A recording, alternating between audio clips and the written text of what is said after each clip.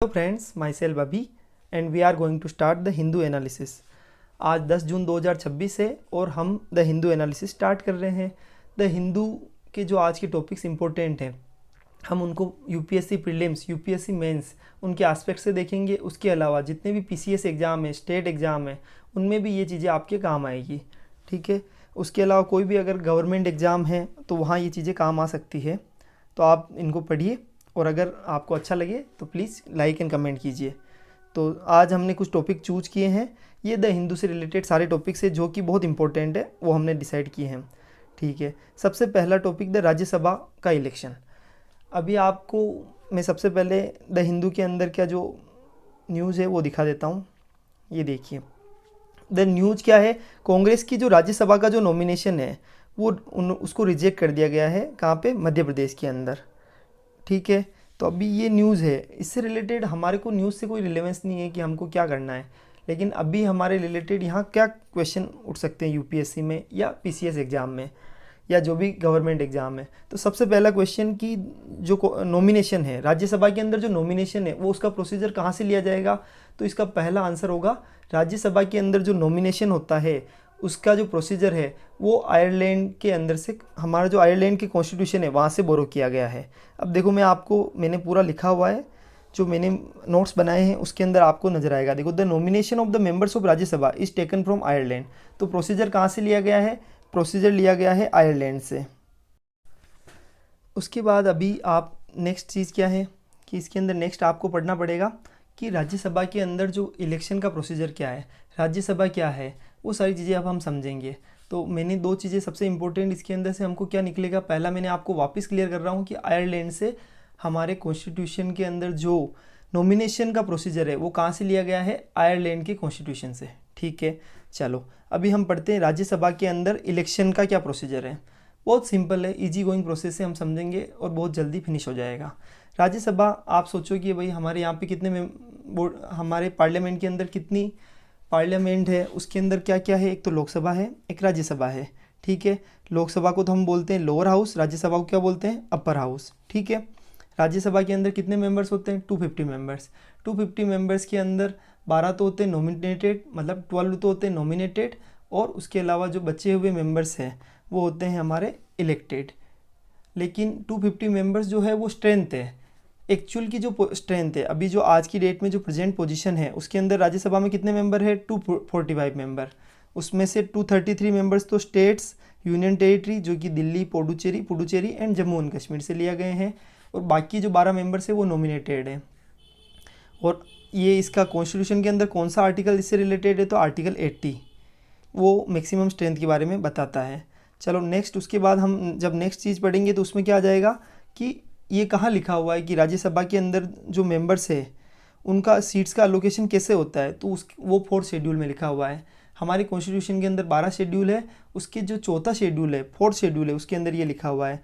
Eligibility क्या है? तो article 84 of the constitution parliament के मेंबर्स की क्वालिफिकेशन बताता है। उसमें से मैं आपको सारी चीज़ें तो आपने जब लक्ष्मीकांत पढ़ोगे तो आपको क्लियर हो जाएगी, लेकिन उनमें से कुछ मैं बता देता हूँ आपको कि जैसे कि उसमें क्या है, अगर लोकसभा के मेंबर हो तो उसके लिए मिनिमम एज कितनी चाहिए? 25। अगर आप राज्यसभा के मेंबर्स हो तो उसके लिए मिनिमम एज कितनी चाहिए? 30। ये चीज़ आपको ध्यान रखनी पड़ेगी क्योंकि यूपीएससी में ये छोटे छोटे फैक्ट्स पे बहुत क्वेश्चन आ जाते हैं। ठीक है। चलो नेक्स्ट आ जाओ। टेन्योर कितनी होती है? तो लोकसभा की जो टेन्योर होती है वो तो होती है 5 साल, क्योंकि लोकसभा हाउस होता है जो डिजोल होता रहता है, हर 5 साल में वो डिजोल होता है। लेकिन जब राज्यसभा की बात करेंगे तो वो परमानेंट हाउस है, उसका डिजोल्यूशन नहीं होता है। इसके अंदर जो मेंबर्स होते हैं वो 1/3 मेंबर्स हर 2 साल में रिटायर होते हैं, और हर मेंबर की टर्म कितनी होती है? 6 ईयर। अब आपको इसमें छोटा सा चीज़ थोड़ी सी ध्यान रखनी पड़ेगी कि अगर हम राज्यसभा की बात कर रहे हैं तो वहाँ पे अगर 6 ईयर की टर्म्स है तो आपके मन में ये क्वेश्चन आया होगा कि जब पहली बार फर्स्ट टाइम जब हमारा देश आज़ाद हुआ था और जब पहली राज्यसभा बनी थी तो उस टाइम पर ये कैसे हुआ होगा। तो उस समय क्या हुआ था, उस टाइम पर एक साथ सारे मेंबर्स अपॉइंट हो गए थे और 2 साल के अंदर लॉटरी बेसिस पर शुरू के जो 6 साल थे, जो फर्स्ट 6 ईयर उसमें लॉटरी बेसिस पर सिस्टम था, जिसके अंदर शुरू के 2 ईयर्स में तो लॉटरी बेसिस पर 1/3 को सिलेक्ट किया गया, वापस अगेन 2 ईयर्स में लॉटरी बेसिस पर सेलेक्ट किया गया, और धीरे धीरे उसके बाद ये फिक्स हो गई टर्म। तो पहले के अंदर थोड़ी सी इशू था, उसके बाद हर साल हर एक मेंबर 6 ईयर की टर्म सर्व करेगा। और ये आयरलैंड वाला हमने टॉपिक ऑलरेडी पढ़ चुके हैं। चलो बस ये इसमें से यही चीज़ें इंपॉर्टेंट है जो हम ऑलरेडी पढ़ चुके हैं। चलो नेक्स्ट टॉपिक आ जाते हैं, क्लाइमेट फाइनेंस। अभी आप बोलोगे कि ये टॉपिक कौन सा है, तो अभी क्या हुआ कि इंडिया ने अभी एक जो मीटिंग हुई थी बोन के अंदर, वहाँ पर बोला है कि भाई क्लाइमेट फाइनेंस के लिए इंडिया ने अपनी बात रखी है। तो अब इंडिया ने वहाँ पर क्या रखी है बातें, वो सब चीज़ें हम पढ़ने वाले हैं। और उसके अलावा यूनाइटेड नेशन जो framework convention on climate change के बारे में हम पढ़ेंगे। इस जो आर्टिकल के अंदर जो सारी चीज़ें मेंशन्ड है उसके बारे में हम पढ़ने वाले हैं। तो अभी आपको मैं थोड़ी सी चीज़ें बता देता हूँ। देखो यहाँ क्या क्या लिखा हुआ है। द इंटरवेंशन, ये थोड़ा सा आपको अगर क्लियरिटी कम आ रही होगी तो आपको मैं वैसे सारी चीज़ें आगे आ जाएगी, लेकिन मैं सिर्फ आपको आर्टिकल में से क्या इंपॉर्टेंट है देखो यहाँ पर क्या लिखा हुआ है। एक तो 64th session of United nation framework convention on climate change, उसकी सब्सिडरी बॉडी के बारे में बताया गया है। ग्रुप ऑफ G7 मेंबर्स के बारे में न्यूज़ में है, उस G7 कंट्रीज़ और जो like minded and developing countries है। तो यहाँ इंडिया ने क्या मुद्दा उठाया है, इंडिया बोलता है कि हमारा देश जो भारत है, उन्होंने बोला है कि वहाँ पर मीटिंग में आवाज़ उठाई है कि उन्होंने कहा है कि अगर आप हमारे को फाइनेंस नहीं दोगे, आप जो डेवलपिंग कंट्रीज़ है उनको अगर क्लाइमेट से रिलेटेड फाइनेंस अवेलेबल नहीं कराओगे, तो हम कैसे डेवलप्ड वर्ल्ड के साथ में compete कर पाएंगे। और जो पोल्यूशन है वो तो डेवलप्ड कंट्रीज़ ने भी फैलाया है, पहला चीज़ तो ये है।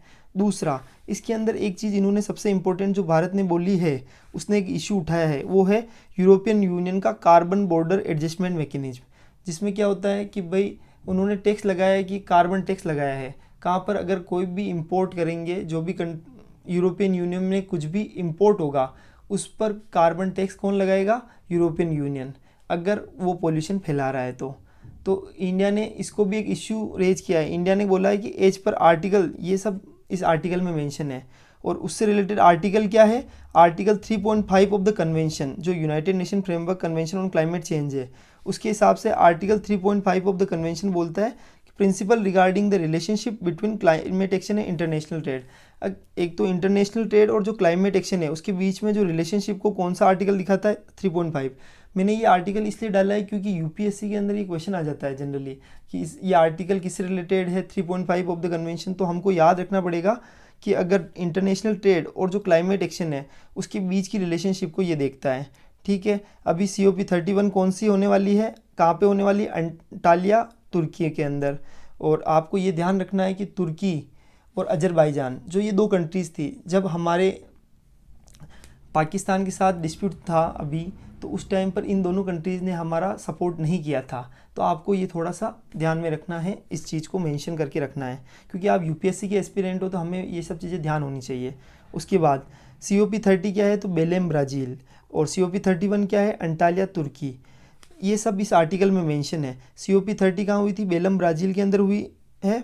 चलो ठीक है, अभी इसके अंदर हम एक चीज़ पढ़ने वाले हैं, G77 कंट्रीज़ और बेसिक ब्लॉक, इन सब कंट्रीज़ के बिहाफ पे भारत ने आवाज़ उठाई है कि आप हमको क्लाइमेट फाइनेंस दो, क्लाइमेट फाइनेंस प्रोवाइड करो। अब हम इन सब टॉपिक्स को पढ़ने वाले हैं। चलो नेक्स्ट पढ़ते हैं।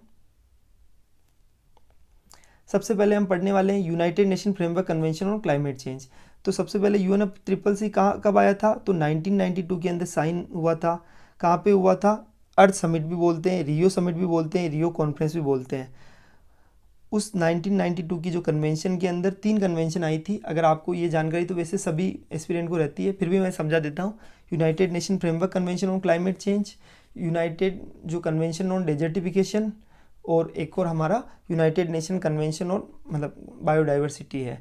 तो वो तीनों कन्वेंशन कब आए थे, 1992 की रियो कॉन्फ्रेंस के अंदर आए थे। ये चीज़ आपको ध्यान रखनी पड़ेगी।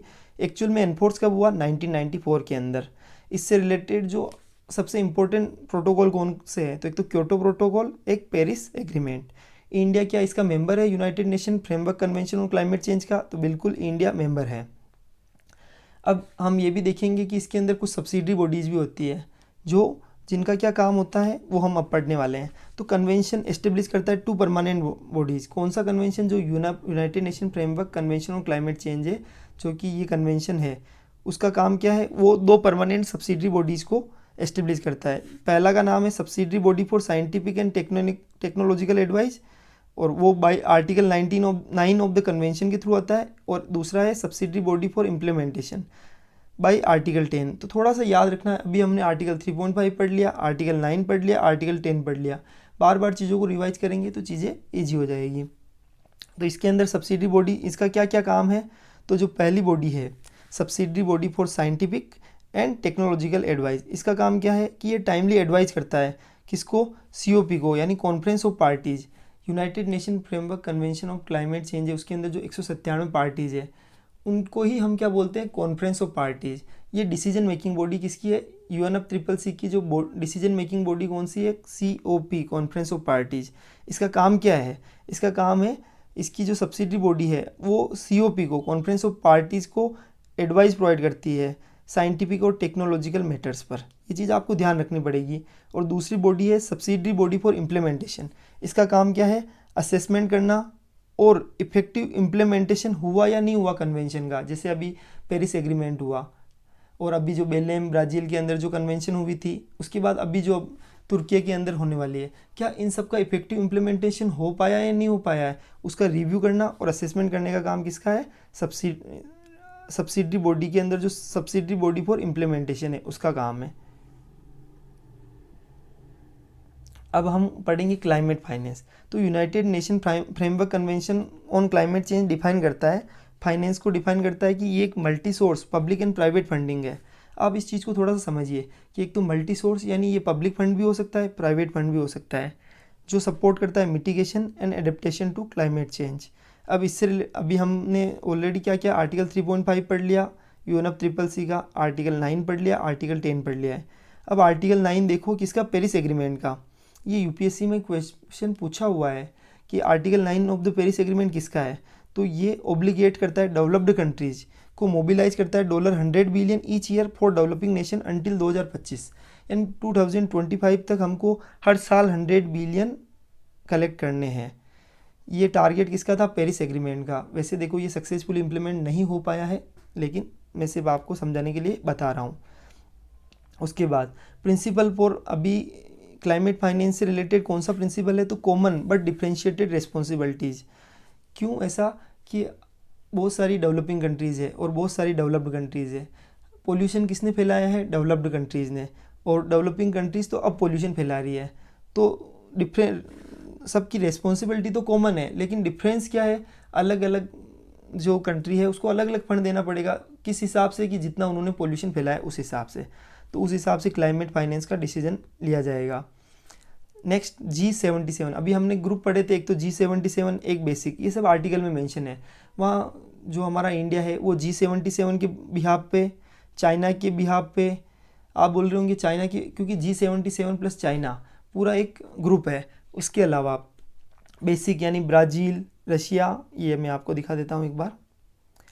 एक बेसिक ब्लॉक है जिसके अंदर कौन सा, एक तो ब्राज़ील है, एक इंडिया है, एक चाइना है, साउथ अफ्रीका है। इन चारों के बिहाफ पर, G77 ग्रुप के बिहाफ पर इंडिया ने बोला है क्लाइमेट फाइनेंस के लिए कि हमको फाइनेंस प्रोवाइड करो, ताकि हम ये सब चीज़ें पोल्यूशन से और जो एनवायरनमेंट से रिलेटेड जो प्रॉब्लम्स है उनका हम सॉल्यूशन निकाल सकें, क्योंकि हमको फंडिंग की नीड है। तो अब हमको यहाँ इंपॉर्टेंट क्या न्यूज़ में आ गया, G77। तो क्या हो गया, 1964 largest inter governmental collision of developing nation at the United nation. तो ये लार्जेस्ट ग्रुप है किसका, हमारे यूनाइटेड नेशन के अंदर जो सबसे बड़ा ग्रुप कौन सा है, G77 का ग्रुप, क्योंकि इसके अंदर 77 कंट्रीज़ है। 1964 के अंदर ये बना था। इसका ऑब्जेक्ट क्या है, कलेक्टिव इकोनॉमिक इंटरेस्ट के रिलेटेड, मतलब उनका प्रमोशन करना, कि जो भी सबका इकोनॉमिक इंटरेस्ट है मिलकर उस पर काम करना, जॉइंट नेगोशिएशन करना इंटरनेशनल इशू पर, और साउथ साउथ कोऑपरेशन को बढ़ावा देना। ये सब चीज़ें आर्टिकल में मेंशन है, उसी से मैंने ली है। चलो नेक्स्ट टॉपिक है इंडिया का रोड थ्रू म्यांमार। तो अभी इंडिया का road through Myanmar is one of the engagement. तो अभी क्या हुआ है, रिसेंट में एक न्यूज़ आई है, उससे रिलेटेड मैं आपको पढ़ाता जाता हूँ, अभी आपको सब समझेगा। एक्सप्लेनेशन, इसमें मैंने सारी चीज़ें प्रॉपर मेंशन की है आर्टिकल की, कि इंडिया की जो अप्रोच है टूवर्ड्स म्यांमार। अभी क्या हुआ था कि जो म्यांमार के प्रेसिडेंट थे मिन ओंग ह्यांग, वो इंडिया आए थे। उनकी विजिट के बाद इंडिया की अप्रोच क्या है म्यांमार के टूवर्ड्स। तो हमने म्यांमार को, अभी क्या बहुत सारे वर्ल्ड के अंदर बहुत सारी कंट्रीज़ ने म्यांमार पर सैंक्शन लगा दिए हैं क्योंकि वहाँ पर मिलिट्री क्यू चल रहा है, उसके कारण बहुत सारी कंट्रीज़ ने सेंक्शन लगा दिए हैं। अगर आप सोचिए इंडिया भी उन पर सेंक्शन लगा दे तो म्यांमार चाइना की तरफ चला जाएगा, ये पॉसिबल है। जैसे अभी नेपाल के साथ भी सेम हुआ है कि अगर नेपाल के साथ हमारे इश्यूज चल रहे हैं तो नेपाल चाइना के साथ चला जाएगा, चाइना के पास हो जाएगा, रशिया है। उसके अलावा हम उसका अच्छा एग्जांपल बांग्लादेश को भी देख सकते हैं। तो अभी यहाँ क्या पढ़ रहे हैं हम कि हमने क्या सोचा है कि म्यांमार को आइसोलेट करने के बजाय इंडिया क्या कर रहा है कि भाई म्यांमार के साथ स्ट्रेटेजिक सिक्योरिटी और जियोपॉलिटिकल इंटरेस्ट पर फोकस कर रहा है। अब हमारे लिए म्यांमार इंपॉर्टेंट क्यों है, सबसे पहला क्वेश्चन क्या है। तो म्यांमार क्या करता है, हमारे लिए सबसे स्ट्रेटेजिक पोजीशन ऑक्यूपाई करता है। ये साउथ ईस्ट एशिया के लिए इंडिया का गेटवे है। उसके अलावा एशियन कंट्रीज़ के बीच में, इंडिया और एशियन कंट्रीज़ के बीच में ब्रिज का काम करता है, क्योंकि केवल म्यांमार ही ऐसा देश है जो इंडिया के साथ में साउथ ईस्ट के अंदर लैंड बॉर्डर टच करता है। मैं वापस बोल रहा हूँ कि केवल म्यांमार ऐसा देश है पूरे वर्ल्ड में जो अगर हमको साउथ ईस्ट के अंदर कनेक्ट करना है तो म्यांमार हमको साउथ ईस्ट से कनेक्ट करने का काम करता है, क्योंकि केवल दूसरे जितने भी साउथ ईस्ट कंट्रीज है, साउथ ईस्टर्न, उनमें केवल म्यांमार ही हमारे को लैंड बॉर्डर टच करता है। ठीक है, चलो नेक्स्ट इसके अंदर आप देखो मैंने सारी चीज़ें मेंशन कर रखी है। अभी सिग्निफिकेंस ऑफ मिन आउंग ह्यांग की विजिट होने के बाद इसकी क्या सिग्निफिकेंस है। तो सबसे पहले हमारी क्या diplomatic recognition by hosting the Myanmar के म्यांमार के प्रेसिडेंट की वेलकम करने के बाद इंडिया ने म्यांमार की पॉलिटिकल रियलिटी को एक्नॉलेज किया है। उन्होंने वहाँ मिलिट्री रेजिम पर कोई हमारा उससे लेना देना नहीं है। दूसरा, हमारा फोकस कल्चरल डिप्लोमेसी पर भी है। अभी उनकी जो विजिट हुई थी वो बोधगया के महाबोधि टेम्पल में हुई थी।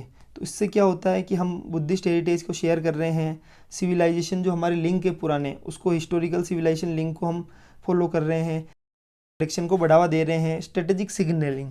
उसके अलावा म्यांमार के साथ हमारे स्ट्रेटेजिक सिग्नलिंग यानी ये वाले रिलेशन भी है कि इंडिया एक्टिवली इंगेज रहता है म्यांमार के अंदर despite international criticism of the military government, कि मिलिट्री गवर्नमेंट से हमारा कोई लेना देना नहीं है। उसके अलावा भी हम एक्टिवली इंगेज रहते हैं म्यांमार के अंदर।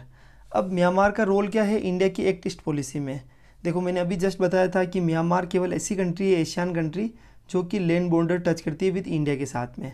ये हमारे इंडिया को किससे से कनेक्ट करती है, थाईलैंड से कनेक्ट करवाती है, लाओस से कनेक्ट करवाती है, वियतनाम से कनेक्ट करवाती है, और जो एशियन के अदर मेंबर्स है वहाँ से भी कनेक्ट करवाती है। तो हमारे म्यांमार का हमारे लिए बहुत इंपॉर्टेंट रोल है, क्योंकि हम थाईलैंड से, लाओस से, वियतनाम से और अदर मेंबर्स ऑफ एशियन से कनेक्ट होते हैं थ्रू म्यांमार। तो म्यांमार हमारे लिए एक फिजिकल गेटवे के रूप में वर्क करता है। ये सब आर्टिकल के अंदर मेंशन है। तीसरा है connectivity project, core of the engagement, एक कालाधन multi modal transit transport project है, नाम सुना होगा आपने, पहले भी न्यूज़ में था।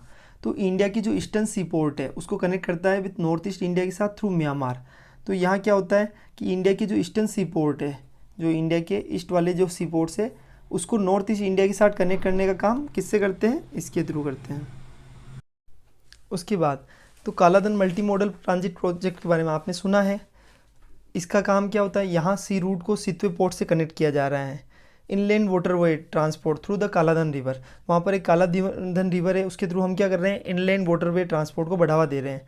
उसके अलावा जो नॉर्थ ईस्ट इंडिया है उसके अंदर रोड कनेक्टिविटी को हम बढ़ा रहे हैं। तो इम्पोर्टेंस क्या है, ये नॉर्थ ईस्ट के लिए एक अल्टरनेट रूट प्रोवाइड करता है। पता है आपको कि भाई हम बोलते हैं कि चिकन स्नैक कॉरिडोर, तो वो एक, उसके अलावा ये डायरेक्ट अगर हम कालाधन मल्टी मॉडल ट्रांसपोर्ट, ये इसके थ्रू क्या होगा, इंडिया की कनेक्टिविटी बढ़ेगी नॉर्थ ईस्ट के साथ में अल्टरनेट रूट। क्योंकि हम अंडमान, जो हमारा अंडमान एंड निकोबार है, बे ऑफ बंगाल है, उसके थ्रू हम क्या करेंगे, बांग्लादेश से बे ऑफ बंगाल के अंदर जा सकते हैं बाई सी रूट, उससे सीधा म्यांमार, और म्यांमार के थ्रू हम नॉर्थ ईस्ट के अंदर कनेक्ट कर सकते हैं।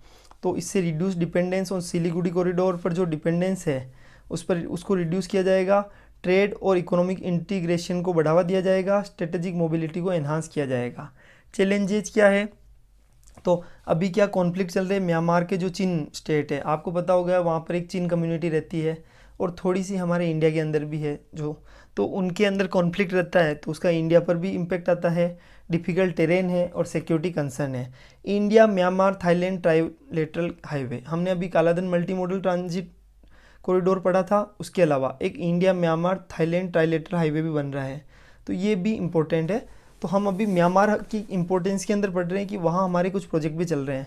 तो एक तो इंडिया के अंदर तो मोरे है, उसके बाद म्यांमार हो गया, और थाईलैंड के अंदर माओ सोट है। यूपीएससी या पीसीएस एग्जाम में ये क्वेश्चन आ सकता है, थोड़ा सा इसको ध्यान रखना कि भाई इंडिया में मोरे है, फिर उसके बाद म्यांमार से कनेक्ट होते हैं, और एक माओ सोट तक ये जाता है, थाईलैंड तक ये जो हाईवे जाता है। एक्सपेक्टेड बेनिफिट क्या है? रीजनल ट्रेड को बढ़ावा देना, एशियान की कनेक्टिविटी, बेटर कनेक्टिविटी पर फोकस करना, टूरिज्म को बढ़ावा दिया जाएगा, और इकोनॉमिक इंटीग्रेशन को पर फोकस किया जाएगा।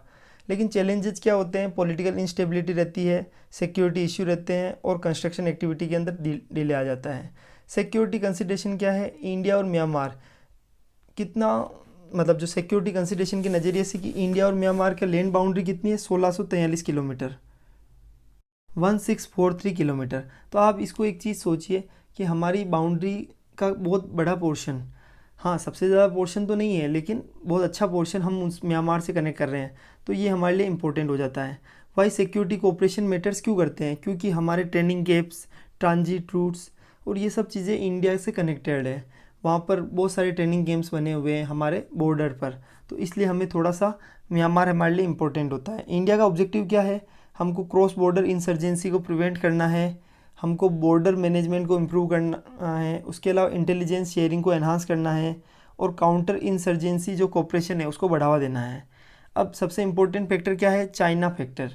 हमारे लिए ये इम्पोर्टेंट हो जाता है कि हमें, अगर हमने म्यांमार को आइसोलेट किया तो चाइना अपना फोकस बढ़ाएगा, और चाइना चाहता भी यही है। One of the most important reason behind India's engagement policy is the growing influence of China in Myanmar. तो चाइना का जो ग्रोइंग इन्फ्लुएंस है उसको म्यांमार में बढ़ावा देना है, तो चाइना का ये फोकस है। तो इंडिया क्या करेगा? इंडिया को भी इसके लिए म्यांमार पर कंटिन्यू फोकस और कंटिन्यू वहाँ एक्टिव रहना पड़ेगा। चाइना ने बहुत सारे इंफ्रास्ट्रक्चर प्रोजेक्ट में इन्वेस्ट कर रखा है म्यांमार में, पोर्ट्स में, रोड्स में, एनर्जी पाइपलाइंस में, इकोनॉमिक कॉरिडोर में। इंडिया का कंसर्न यही है कि अगर इंडिया डिसएंगेज होता है तो चाइना का इन्फ्लुएंस और बढ़ेगा, जो हमारे लिए प्रॉब्लमेटिक होगा। ठीक है, चलो अब ये चीज़ें हम पढ़ चुके हैं। और इकोनॉमिक कोऑपरेशन के अंदर क्या है?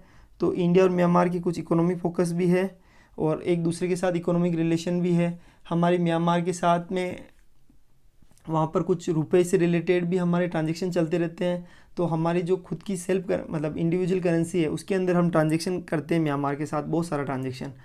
ट्रेड है हमारा म्यांमार के साथ में। इंडिया एक्सपोर्ट करता है फार्मास्यूटिकल, मशीनरी, इंडस्ट्रियल प्रोडक्ट, और हम इंपोर्ट क्या करते हैं? दालें इंपोर्ट करते हैं, एग्रीकल्चर प्रोडक्ट इंपोर्ट करते हैं, नेचुरल रिसोर्स इंपोर्ट करते हैं। अभी मैंने आपको करेंसी के बारे में बताया था कि इंडिया की करेंसी तो एक रुपी क्यात सेटलमेंट भी होते हैं। तो दोनों कंट्रीज़, ये आर्टिकल में लिखा हुआ है जो एडिटोरियल है जिसके अंदर लिखा हुआ है कि दोनों कंट्रीज़ प्रमोट कर रही है रुपी क्यात सेटलमेंट मैकेनिज्म, ताकि हम फैसिलिटेट कर सकते हैं बायलैटरल ट्रेड को और रिड्यूस कर सकते हैं dependence on third country currency. अब ये सबसे इंपॉर्टेंट है, याद रखना, रुपी क्याट सेटलमेंट। क्योंकि देखो रुपी तो आपको पता है लेकिन क्याट आपको पता नहीं होगा, तो ये किससे रिलेटेड है? तो म्यांमार से। कभी कभी सिंपल वन लाइनर क्वेश्चन आ जाता है। एजुकेशनल और कल्चरल कोऑपरेशन, इंडिया ने इंक्रीज़ किया है एजुकेशनल अपॉर्चुनिटी को फॉर म्यांमार स्टूडेंट्स के लिए। की मेजर्स क्या है? तो हम स्कॉलरशिप प्रोग्राम को बढ़ा रहे हैं, एकेडमिक एक्सचेंज को बढ़ावा दे रहे हैं, कैपेसिटी बिल्डिंग इनिशिएटिव को बढ़ावा दे रहे हैं, strategic people to people tie को बढ़ावा दे रहे हैं, और गुडविल, जो फ्यूचर जनरेशन के बीच में जो गुडविल है उसको बिल्डअप कर रहे हैं, और इंडिया का सॉफ्ट पावर को एनहांस किया जा रहा है। चलो ये टॉपिक अभी आपको समझ में आया होगा। बस मैं आपको थोड़ा सा इसके अंदर एक छोटी सी चीज़ मुझे और दिखानी है, वो दिखा देता हूँ। देखो इंडिया और म्यांमार के बीच में कितना बॉर्डर टच हो रहा है? 1643 किलोमीटर। ये चीज़ इंपॉर्टेंट है, याद रखना, क्योंकि अगर यूपीएससी प्री में तो ये क्वेश्चन आना मुश्किल है, बट पीसीएस एग्जाम में आ सकता है। अभी हमारे कौन कौन से स्टेट टच करते हैं? एक तो अरुणाचल प्रदेश, नागालैंड, मणिपुर, मिजोरम। आप इसको, मेरे पास एक शॉर्ट ट्रिक है उससे भी याद कर सकते हो। मैं इसको बोलता हूँ नमामि, न से अन नमामि, तो नमामि से न, मतलब अन से क्या हो गया? नागालैंड, मैं से नमामि, तो अम ए से मणिपुर, और मी से मिजोरम। तो आप थोड़ा सा याद कर सकते हैं नमामि, और उसके ऊपर है अरुणाचल प्रदेश। और आपको एक छोटी सी जानकारी मैं इसमें दे देता हूँ कि इंडिया के अंदर केवल 2 स्टेट ऐसे हैं जो केवल एक स्टेट को टच करते हैं। इंडिया में 2 स्टेट ऐसे हैं जो अपना बॉर्डर केवल 1 स्टेट को टच करते हैं, जिसमें एक तो है वेस्ट, अपने सिक्किम, जो केवल वेस्ट बंगाल को टच करता है, और एक है मेघालय जो केवल आसाम को टच करता है। थोड़ा सा याद रखना, क्योंकि अभी यूपीएससी के अंदर क्वेश्चन आया था, आपको बताओ राजस्थान वाले क्वेश्चन आए थे, तो छोटे छोटे क्वेश्चन आ सकते हैं, इसलिए हमको ये छोटी सी चीज़ें ध्यान रखनी है। चलो आपको इंडिया और म्यांमार के अंदर कितने स्टेट टच करते हैं? 4 स्टेट, अरुणाचल प्रदेश और नमामि, नागालैंड, मणिपुर, मिजोरम। चलो अब नेक्स्ट टॉपिक, नेक्स्ट एडिटोरियल पर चलते हैं हम। India Nepal relation. अभी ये देखो, ये जो एडिटोरियल आया है, new phase in India Nepal relation, मैं इसको थोड़ा सा आपको समझा देता हूँ। इसमें क्या सिस्टम है कि अभी क्या हुआ कि वहाँ के जो प्राइम मिनिस्टर है उन्होंने बोला, नेपाल के जो प्राइम मिनिस्टर है उन्होंने बोला है कि कुछ अगर हमारे बॉर्डर इश्यू चल रहे हैं, हम इंडिया ने हमारे कुछ जो बॉर्डर के अंदर जो हमारी टेरिटरी है उस पर अगर वर्ड हम बोलते हैं कि उसको कैप्चर कर रखा है, तो हमने भी, मतलब नेपाल के प्राइम मिनिस्टर बोल रहे हैं कि हमने भी इंडिया की कुछ टेरिटरी पर कंट्रोल कर रखा है, तो इसलिए हमको दोनों को मिलजुल कर ये काम करना पड़ेगा। तो इसका उनकी पार्लियामेंट में विरोध हुआ है, तो इस पर बहुत बड़ी डिबेट चल रही है। तो अभी हमारे प्राइम मिनिस्टर के पास ऑप्शन है कि अगर नेपाल के प्राइम मिनिस्टर की पॉजिटिव अप्रोच है तो हम उनके साथ गो अहीड कर सकते हैं। लेकिन नेपाल का पुराना जो एक्सपीरियंस है वो सही नहीं रहा है, क्योंकि नेपाल के जो पुराने इससे पहले भी जो पीएम आए हैं उनका फोकस चाइना पर ज़्यादा रहा है रादर इंडिया पर, और वो उन्होंने उनके मैप के अंदर भी चेंज कर दिया गया है। अब हम सारी चीज़ें पढ़ने वाले हैं। तो डिस्प्यूटेड टेरिटरी कौन कौन सी है, क्योंकि देखो अभी इस आर्टिकल के अंदर, एडिटोरियल के अंदर ये न्यूज़ आएगी, इसलिए मैं आपको पहले ही बता रहा हूँ। देखो ये इंडिया है, उत्तराखंड, और उसके जस्ट ऊपर आपको नेपाल दिख रहा होगा। तो वहाँ पे ये 3, एक तो लिम्पियाई-धुरा, एक काला पानी, लिपुलेक और लिम्पियाई-धुरा, ये डिस्प्यूटेड टेरिटरी है, ये जो आपको दिख रही होगी इस जगह पर, ठीक है। ये तीनों चीज़ें, इन तीनों चीज़ों को आप अच्छे से देख लो। एक तो काला पानी, लिपुलेक और लिम्पियाई-धुरा, ये चीज़ें इसलिए इम्पोर्टेंट है क्योंकि इसके ऊपर डिस्प्यूट चल रहा है। और ये आपको नेपाल दिख रहा होगा, इंडिया और नेपाल आपको दिख रहा है। चलो अब मैं यहाँ एक्सप्लेनेशन पे आ जाता हूँ कि एक्चुअल में एडिटोरियल में क्या मेंशन है चीज़ें। तो ये जो आर्टिकल है वो मेंशन करता है किसके बारे में? 2 नेबरिंग कंट्रीज़, एक तो इंडिया और नेपाल के बारे में। ये कहता है कि भाई क्या डिसएग्रीमेंट चल रहे हैं दोनों के शेयर बॉर्डर में, और क्या न्यू चांस है कि इन प्रॉब्लम्स को सोल्व करने के लिए। जो मैंने अभी आपको समझाया था बहुत ईजी है, बस थोड़ा सा आपको ध्यान रखना पड़ेगा। तो एक्चुअल में क्या हुआ है, तो अभी हमने पढ़ा था कि पीएम, नेपाल के जो पीएम है, जो पीएम की मतलब नेपाल की जो कैपिटल है काठमांडू, वहाँ के मतलब जो प्राइम मिनिस्टर है उन्होंने बोला था गवर्नमेंट मीटिंग के अंदर, उन्होंने कहा कि बॉर्डर आर्ग्यूमेंट जस्ट इंडिया की फॉल्ट नहीं है, कुछ हमारी भी फॉल्ट हो सकती है। और उन्होंने कहा है कि इंडिया नेपाल की लैंड के लिए अक्यूज्ड है, बट हो सकता है कि कुछ नेपाल ने भी ऑक्यूपाई कर रखा है। ये चीज़ें आप देखो, इसमें मेंशन है, मैंने प्रॉपर लिखी हुई है। यूजुअली जो पॉलिटिशियन होते हैं नेपाल के अंदर वो बहुत टफ और एंग्री स्टांस लेते हैं इंडिया के अगेंस्ट इस टॉपिक पर, बट हमारे जो अभी जो नेपाल के न्यू पीएम है वो थोड़ी पॉजिटिव अप्रोच के साथ आ रहे हैं। अब ये आर्ग्यूमेंट किस बारे में है, तो डिस्प्यूटेड लैंड जो भी मैंने आपको बताई थी, एक तो काला पानी, लिपुलेक और लिम्पियाई-धुरा के बारे में है। अब पास्ट में क्या हुआ है, दोनों कंट्रीज़ ने उनके खुद के ऑफिशियल मैप रिलीज कर दिए हैं और claiming the same area which made each other angry, कि दोनों यही बोलते हैं कि ये इंडिया बोलता है काला पानी, लिपुलेक और जो लिम्पियाई-धुरा है वो हमारा है, और नेपाल भी सेम बोलता है, और नेपाल ने इस बारे में दोनों के बीच में डिस्प्यूट चलता ही रहता है। अब हमारे जो न्यू जनरेशन ऑफ लीडर्स है और वहाँ के भी जो न्यू जनरेशन ऑफ लीडर्स है उनका क्या मानना है कि हमको फ्यूचर पर फोकस करना चाहिए। डिस्प्यूटेड टेरिटरी के अलावा भी बहुत सारे हमारे दोनों का बॉर्डर टच हो रहा है, तो हमको फ्यूचर की जो फोकस करना चाहिए बजाय हम इन डिस्प्यूट में उलझे। उसके अलावा हमें हमारे ट्रेड पर फोकस करना चाहिए।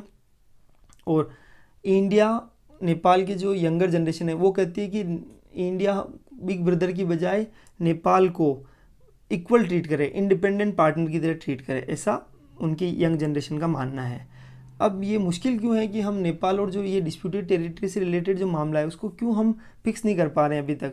उसका कुछ रीज़न है। आपको पता है कि भाई, जैसे आपने सबने पढ़ा होगा, फिर भी मैं आपको जानकारी दे देता हूँ कि जो ब्रिटिश अंग्रेज़ है, अंग्रेज़ों के टाइम पे उन्होंने एक ट्रीटी ऑफ सगुली हुई थी। उस टाइम पर नेपाल के मैप को उन्होंने खींचा था उनके लाइन, जैसे कि इंडिया और पाकिस्तान का उन्होंने बॉर्डर किया था, बॉर्डर की लाइन खींची थी, वैसे ही इंडिया और नेपाल के अंदर भी जो बॉर्डरिंग इशू है वो ब्रिटिश टाइम से चल रहे हैं, और उन्होंने ही जो बॉर्डर के अंदर उन्होंने ही लाइन खींची थी। तो इसके कारण ओल्ड रिकॉर्ड्स के अंदर कुछ कॉन्ट्राडिक्शन है, और उस कॉन्ट्राडिक्शन के कारण अभी भी ये प्रॉब्लम सोल्व नहीं हो पा रही है। और बहुत सारे लोगों की बहुत सारी ओपिनियन है। कुछ कहते हैं अदर कंट्रीज जैसे चाइना है और यूके, उनको हमारी हेल्प करनी चाहिए कि इसको सोल्व करने के लिए, क्योंकि ब्रिटेन और चाइना उस टाइम पर इन्वॉल्व थे इस मैपिंग के अंदर। तो इन्होंने बोला है कि अगर उन दोनों को इन्वॉल्व होना चाहिए। बहुत सारे लोगों की ओपिनियन है, बट इंडिया कहता है कि ये हमारा इंटरनल मामला है और हम इसको किसी भी अदर कंट्री की हमारे को नीड नहीं है इसको सॉल्व करने के लिए। सॉल्यूशन क्या है? तो हाउ टू मूव फॉरवर्ड, हमको आगे कैसे बढ़ना है। तो केवल एक प्रॉब्लम्स पर हमको फोकस करने की बजाय इंडिया और नेपाल का बॉर्डर 1700 किलोमीटर का लॉन्ग बॉर्डर है और केवल 3 जो डिस्प्यूटेड एरिया है उसके चक्कर में हमारे रिलेशन बिगड़े हुए हैं। तो हमको मिलजुल कर बैठ कर केवल एक प्रॉब्लम पर फोकस ना करके पूरे 1700 किलोमीटर की बॉर्डर पर ध्यान देना चाहिए और इस पर फोकस करना चाहिए। हमारे को जो हमारी पीसफुली ये आर्टिकल में मेंशन है कि कीप टॉकिंग क्वाइटली, कि हमको एक दूसरे से क्वाइटली मिलजुल कर बैठ कर बातचीत करनी चाहिए और डिप्लोमेट्स को मिलकर करना चाहिए। और उसके बाद स्ट्रॉन्ग लीडरशिप, हमारे दोनों साइड्स में जो लीडर्स है, क्योंकि अभी इंडिया के प्राइम मिनिस्टर नरेंद्र मोदी जी और नेपाल के लीडर्स दोनों को थोड़ा करेज दिखाना चाहिए और ओल्ड जो रूल्स है उसकी तरफ फोकस करने की बजाय हमको मॉडर्न और फ्रेंडली पार्टनरशिप पर फोकस करना चाहिए। ठीक है, तो ये हमने एडिटोरियल आज का अच्छे से समझा है नेपाल और इंडिया का। उसके अलावा 2 इंपॉर्टेंट टॉपिक है, छोटे से टॉपिक है, बहुत अच्छे हैं, इसलिए मैंने इनको लिया है स्पेशली। एक अभी जेप्टो है, उन्होंने 8010 करोड़ मतलब जो 8010 करोड़ का IPO पेपर उन्होंने फाइल कर दिए हैं। तो अभी क्या होता है कि UPSC के अंदर कभी कभी प्रीलिम्स या PCS एग्जाम के अंदर ऐसे क्वेश्चन आ जाते हैं कि IPO क्या है, तो इनिशियल पब्लिक ऑफरिंग, उसकी फुल फॉर्म क्या है। मतलब ऐसा नहीं पूछेंगे डायरेक्ट कि IPO क्या है, वो ऐसा पूछेंगे कि इनिशियल पब्लिक ऑफरिंग क्या है। तो मतलब 4 स्टेटमेंट होंगे, उनमें से हमको एक क्लियर करना है, 1 लाइनर स्टेटमेंट होता है, इसलिए मैंने इसको ले लिया ताकि आपको थोड़ा सा इसकी जानकारी मिल जाए। अभी IPO का मतलब क्या होता है? Initial public offering. बता देता हूँ कि 2 टाइप की कंपनीज होती है, एक तो प्राइवेट कंपनी और एक public company.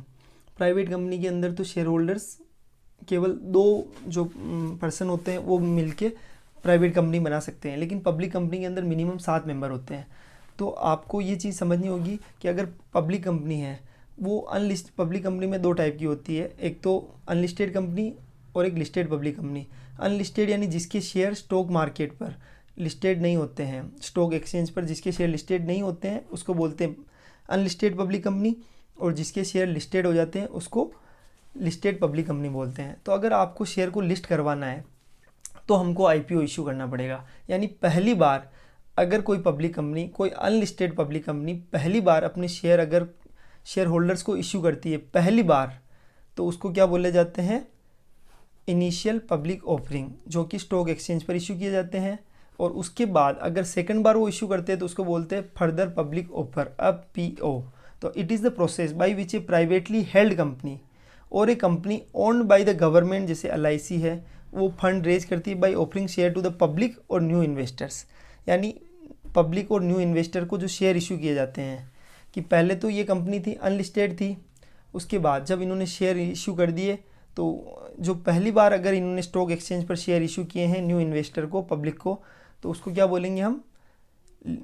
IPO, initial public offer. और यहाँ पर आपको PO भी समझ में आ गया, मैंने आपको वापस समझाया था। सेकंड बार अगर शेयर इशू हो रहे हैं तो उसको क्या बोला जाएगा? Further public offer. देखो लिखा हुआ है following the IPO the company listed on the stock exchange, यानी एक बार IPO इशू हो जाता है तो उसके बाद स्टॉक एक्सचेंज पर कंपनी लिस्टेड हो जाती है।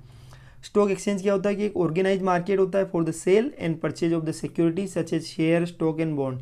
यानी जो स्टॉक एक्सचेंज होता है उसको शेयर, वहाँ पर शेयर, स्टॉक्स एंड बॉन्ड्स का सेल और परचेज होता है। अब इन सबको रेगुलेट कौन करता है? तो सबसे इंपॉर्टेंट है सेबी रेगुलेट करता है, ये आपको ध्यान रखना है, क्योंकि UPSC में पहले भी क्वेश्चन आए हुए हैं कि इनका रेगुलेशन कौन करता है? इसका रेगुलेशन RBI करता है, सेबी करता है। तो हमको ध्यान रखना है IPO और जो ये हमारे शेयर मार्केट से रिलेटेड जो भी कैपिटल मार्केट के ट्रांजेक्शन होते हैं उनका regulation SEBI, security and exchange board of India करता है। चलो नेक्स्ट टॉपिक है चाइना का होकाउ सिस्टम। तो ठीक है, इससे रिलेटेड मैंने ये बहुत सिंपल टॉपिक है, इसको हम इजी गोइंग प्रोसेस के थ्रू समझेंगे। बहुत सिंपल है, छोटा सा है, आपको थोड़ा सा समझना पड़ेगा कि ये आर्टिकल एक्सप्लेन करता है how China is updating its hukou system to give migrant workers better access to city service while still keeping strict control over them. कहने का मतलब ये है कि चाइना क्या कर रहा है अभी कि धीरे धीरे, मतलब स्ट्रिक्ट कंट्रोल तो उनका पहले से था, लेकिन जो माइग्रेंट वर्कर्स है उनको थोड़ी सी सिटी सर्विस प्रोवाइड कर रहा है। कैसे, हम इसको अभी आगे समझेंगे। हो सकता है थोड़ा सा आपको टफ लग रहा हो, लेकिन आगे समझ आ जाएगा। पहले क्या होता था चाइना के अंदर, ओल्ड रेजिडेंट रजिस्ट्रेशन सिस्टम था। वो क्या करता था, चाइना के सिटीजन को दो टुकड़ों में, मतलब दो डिवाइड करते थे, एक तो रूरल विलेज वाले एरिया में और एक सिटी अर्बन कैटेगरीज के अंदर। हिस्टोरिकली हम अगर देखेंगे, if you moved away from your home village, अगर आप आपके होम विलेज से रिलेटेड हो तो आपको ना तो हेल्थ केयर की फैसिलिटी मिलेगी। पहले की पुरानी बातें हैं चाइनाज के अंदर कि अगर आप पुराने, मतलब ओल्ड टाइम की बात चल रही है कि अगर आपका रेजिडेंस विलेज से रिलेटेड हो, सिटी से रिलेटेड हो, तो आपको सारी फैसिलिटी मिलेगी। लेकिन अगर आप ग्रामीण इलाकों से रिलेटेड हो तो आपको फ्री हेल्थ केयर नहीं मिलेगी, आपको एजुकेशन नहीं मिलेगी और सोशल बेनिफिट्स नहीं मिलेंगे। ये हुको सिस्टम के अंदर था। लेकिन अभी चाइना इसको चेंज कर रहा है। अब क्यों चेंज कर रहा है? क्योंकि चाइना चाहता है कि जो इनकी वर्कफोर्स है, मैसिव वर्कफोर्स, उनको हाईली स्किल्ड टैलेंट पूल के अंदर वो कन्वर्ट करना चाहता है। उसके अलावा जो माइग्रेंट पॉपुलेशन है जो कि हो सकता है गाँवों से सिटी के अंदर आ गई है, तो उसमें जो 358 मिलियन पीपल है वो फ्लोटिंग पॉपुलेशन है, माइग्रेंट वर्कर्स है। चाइना चाहता है कि 70% of its population permanently living जो कि सिटीज़ में रह रही है, वो 2029 तक चाइना चाहता है कि इनकी पॉपुलेशन सिटीज़ में आ जाए। कितनी? 70% पॉपुलेशन। उनको पता है ये चीज़। और अभी जैसे गिग इकोनॉमी, आपको पता है गिग वर्कर्स क्या होते हैं, कि जो ऑनलाइन प्लेटफॉर्म के थ्रू आए हैं, जैसे ओला, उबर। ये एग्जांपल बता रहा हूँ इंडिया के अंदर, कि जैसे ओला है, उबर है, यहाँ पर अगर इनके थ्रू हम कितनी बार जो राइड्स बुक करते हैं, रेपिडो, इनके थ्रू, तो वो वर्कर्स क्या है, गिग वर्कर्स बोलते हैं। तो चाइना के अंदर क्या हो रहा है कि अभी 200 मिलियन प्लेटफॉर्म वर्कर्स है, जो डिलीवरी राइडर्स है, उनको बेसिक लेबर प्रोटेक्शन दिया जाएगा। पहले क्या होता था, अगर कोई विलेज से रिलेटेड है तो होको सिस्टम में उनको ना तो कोई हेल्थ केयर फैसिलिटी, ना कोई पब्लिक सर्विस दी जाती थी। लेकिन अभी चाइना ने इस पॉलिसी में चेंज कर दिया है। इसी होको सिस्टम में एक अपडेट लेकर आए हैं कि अगर कोई गिग इकोनॉमी से रिलेटेड है, कोई माइग्रेंट पॉपुलेशन है, तो उनको लेबर प्रोटेक्शन दिया जाएगा, उनकी फ्री हेल्थ केयर फैसिलिटी दी जाएगी। अगर आप विलेज में भी रह रहे हो तो आपको पब्लिक सर्विस दी जाएगी। तो मतलब अभी हमारे को क्या समझना पड़ेगा, इसके अंदर मेन प्रॉब्लम क्या है कि वहाँ कोई रियल फ्रीडम नहीं दी गई है। पहले क्या होता था, अगर गाँव का पर्सन है, जो ग्रामीण इलाकों से रिलेटेड व्यक्ति है, तो उसके अंदर ना तो उसको कोई प्रॉपर फैसिलिटी दी जाती थी। लेकिन अभी इनको फैसिलिटी इसलिए दी जा रही है ताकि कोई विरोध नहीं हो, विद्रोह नहीं हो।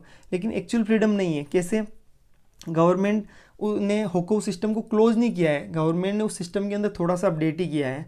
दे are just changing its name to permanent residence to keep tracking people, ताकि लोग उनकी ट्रैकिंग में रहे, क्योंकि लोग सिटी में आ जाएंगे।